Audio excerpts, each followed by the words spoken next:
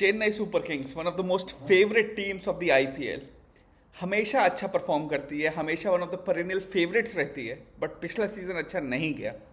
इसलिए हमने देखा इस बार होलसेल चेंजेस भी किए उन्होंने। जो रिलीज प्लेयर की लिस्ट है उसमें बहुत सारे नाम हैं, बहुत बड़े बड़े नाम हैं, पर ज़रूरी था क्योंकि उनकी टीम जो थी वो काफ़ी कंजर्वेटिव लग रही थी। पिछले सीज़न ऐसा लग रहा था कि ये टीम ऐसी है जो 160 170 रन ही बना सकती है, जबकि अब इम्पैक्ट प्लेयर आने के बाद आपको ऐसी टीम चाहिए जो 200 210 रन एट विल बनाए। और इसीलिए मेरे ख्याल से इस बार हमने देखा है कि कितने सारे चेंजेस हुए हैं उसमें। जैसा कि आप देख सकते हैं, रिलीज प्लेयर की लिस्ट में है राहुल त्रिपाठी। रविंद्र जडेजा को ट्रेड किया उन्होंने राजस्थान रॉयल्स में, one of the biggest trades. Sam Curran भी साथ साथ गए। रचिन रविंद्रा को हटाया, दीपक हुडा को हटाया, विजय शंकर को हटाया, Pathirana who has been one of the greatest death ball bowlers in IPL in the last 2 और 3 years, उनको हटाया। अश्विन रिटायर हुए, डेवन कॉनवे को हटाया, जो अगेन सीएसके के लिए बहुत अच्छा किया हुआ था जिन्होंने। बट शायद आज की डे एंड एज में, आज T20 क्रिकेट जहाँ पे खड़ा है, उस हिसाब के प्लेयर नहीं थे वो। तो बहुत सारे प्लेयर हटाए, उससे सबसे अच्छा फ़ायदा क्या हुआ कि उनके पास पर्स बहुत ज़्यादा है।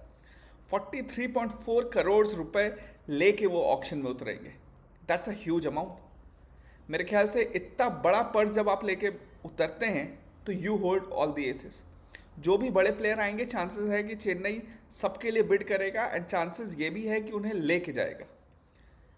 चलिए सीधे सबसे पहले बात करते हैं कि उनकी प्लेइंग 11 क्या हो सकती है basis on retained players. Ayush Mhatre जो पिछले सीजन आए जब ऋतुराज गायकवाड इंजर्ड हो गए थे, एंड आते ही उस नए लड़के ने दिखाया, सिर्फ 18 साल के हैं, कि कितने टैलेंट है उनमें। मुंबई चाहती थी कि शायद वो मुंबई के लिए खेलें, बट चांसेस ऐसे हुए कि इंजरी हुई, फिर चेन्नई ने उन्हें ड्राफ्ट किया, और आते ही उन्होंने जिस अग्रेसिव बैटिंग का मुजाहरा दिया, उससे ये क्लियर है कि आने वाले 5-6 सालों में हम देखेंगे आयुष मात्रे को ही खेलते हुए। फिर उनका पार्टनर होंगे ऋतुराज गायकवाड़, 3 नंबर पे संजू सैमसन, 4 नंबर पे ड्यूअल ब्रेविस। अगेन जो पिछले सीजन उन्हें खरीदा नहीं गया था, वो इंजरी हुई इसलिए उन्हें बीच में ड्राफ्ट किया गया, एंड ही वॉज फैंटास्टिक। और उसके बाद से हम देख रहे हैं साउथ अफ्रीका के लिए भी उन्होंने कितना अच्छा खेला हुआ है।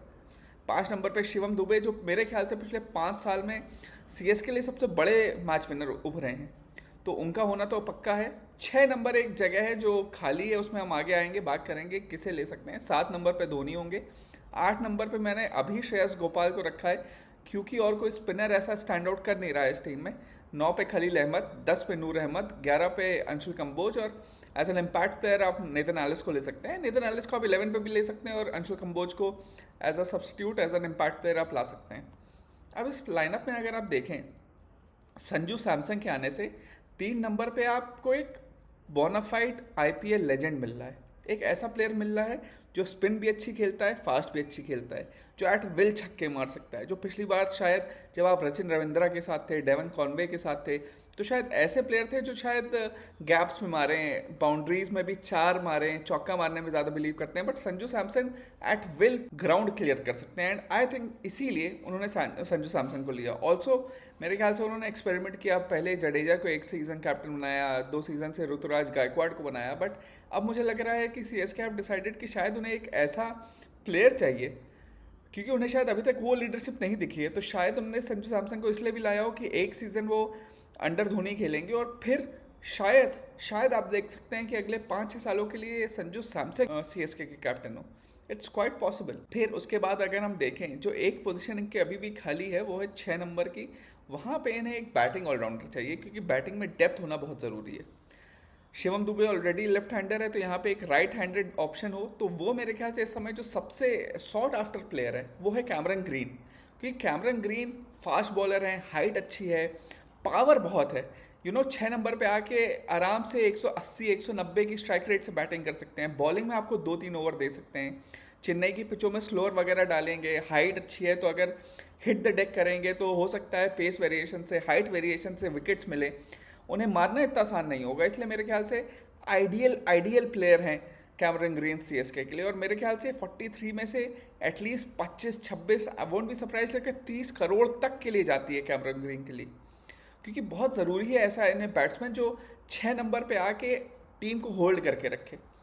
अगर तेज़ रन चाहिए तो तेज़ रन बनाए, अगर थोड़ा सेट होना है तो सेट होने में भी टाइम ले, ऐसा नहीं है कि पहली बॉल से ही मारना चालू कर दे। उन्हें ऐसा प्लेयर चाहिए होगा जो दोनों गेम रखे, टेक्निक भी अच्छी है एंड पावर गेम भी है, और वो मेरे ख्याल से कैमरन ग्रीन के अलावा किसी के पास नहीं है। फील्डर बहुत अच्छे हैं, ऑस्ट्रेलिया टीम के सेटअप में है, तो मतलब ऑलरेडी एक लीडरशिप रोल में है। इसलिए मुझे लगता है कि कैमरन ग्रीन के लिए बहुत हाई तक जाएगी चेन्नई सुपर किंग्स। और फिर अगर आप लाइनअप देखें, कितनी अच्छी बैटिंग दिख रही है। Mhatre, Gaikwad, Sanju Samson, Dewald Brevis, Dube, Cameron Green, M S Dhoni. Batting में हर एक नाम ऐसा है जो अपने दिन पे मैच जितवा सकता है। फिर 8 नंबर पे मैंने आज श्रेयस गोपाल लिया है, बट हो सकता है कि रवि बिश्नोई के लिए भी जाएं, क्योंकि एकमात्र वो लेग स्पिनर है इंडिया के जो क्वालिटी बॉलर है। लखनऊ ने उन्हें रिलीज़ किया है तो एक नई टीम के इंतज़ार में होंगे। चेन्नई में जैसे हम जानते हैं कि कोई भी स्पिनर हो बहुत अच्छा करता है। Noor Ahmad left arm chinaman है, तो उन्हें कॉम्प्लीमेंट करने के लिए अगर रवि बिश्नोई को ले आते हैं तो it will be a great signing. But दिक्कत ये है कि श्रेयस गोपाल आपको बैटिंग में थोड़ा ज़्यादा प्रोवाइड कर देते हैं। रवि बिश्नोई बहुत अच्छे फील्डर हैं, बहुत अच्छे बॉलर हैं, बट बैटिंग में अभी उन्हें वर्क करने की ज़रूरत है। तो अगर रवि बिश्नोई 8 नंबर पर आते हैं तो आपकी टेल बहुत लंबी हो जाती है। इसलिए मुझे लगता है कि ये भी हो सकता है, अगर यहाँ पे आप रवि बिश्नोई को ले भी लेते हैं तो हो सकता है एक चीज़ आप और करें कि लखनऊ ने एक और प्लेयर रिलीज़ किया था, आकाशदीप, जो मेरे ख्याल से चेन्नई की पिचों पे बहुत अच्छा करेंगे, क्योंकि स्विंग करते हैं, कंट्रोल है अपनी लाइन और लेंथ पे। तो नेदन एलिस की जगह आप उन्हें लाएं और एक ओवरसीज़ बैटर और ऐड कर दें अपनी लाइनअप में। उससे क्या होगा कि आपके पास आपकी बैटिंग 8 नंबर तक आ जाएगी और आपके पास एक फॉरनर ऑप्शन होगा जिसे आप खिला सकते हैं। तो एम एस धोनी शायद 8 नंबर पे आ सकते हैं, 7 नंबर पे डेविड मिलर या लियम लिविंगस्टन, इनमें से किसी को ले सकते हैं। लियम लिविंगस्टन को लेते हैं तो एक बॉलिंग ऑप्शन भी प्रोवाइड कर देंगे। फिर अगर आप बैटिंग लाइनअप देखेंगे तो और स्ट्रांग लगेगी। सोचिए, दुबे, ग्रीन और लियम लिविंगस्टन, अगर ये आपका 5, 6, 7 हो और 8 नंबर पे धोनी, इससे ज़्यादा पावरफुल लोअर मिडिल ऑर्डर किसका होगा? मेरे ख्याल से पूरे आईपीएल में किसी का नहीं होगा। And then you can actually think about scoring 200 run at will, क्योंकि अगर आपके 15 ओवर में 130, 140 भी हैं तो ये 5, 6, 7, 8 नंबर के बैट्समैन के पास ये अपॉर्चुनिटी होगी। ये पावर वो पोजेस करते हैं, ये स्किल पोजेस करते हैं कि आखिरी 5 ओवर में 70-80 रन आराम से बना दे। तो अगर चेन्नई ये पुल ऑफ कर पाता है तो मेरे ख्याल से it will be a 9 out of 10 squad. But अगर वो कैमरन ग्रीन को भी मिस कर देते हैं, रवि बिश्नोई को भी मिस कर देते हैं, कोई और फॉरनर फिनिशर नहीं ला पाते हैं, तो अभी का जो स्क्वाड है वो थोड़ा कम लग रहा है, क्योंकि उन्होंने इतना रिस्क लिया है कि इतने प्लेयरों को रिलीज़ किया है। तो अभी प्लेइंग 11 में इतना नहीं है, तो प्रेजेंटली मैं दूंगा उन्हें 7.5 आउट ऑफ 10।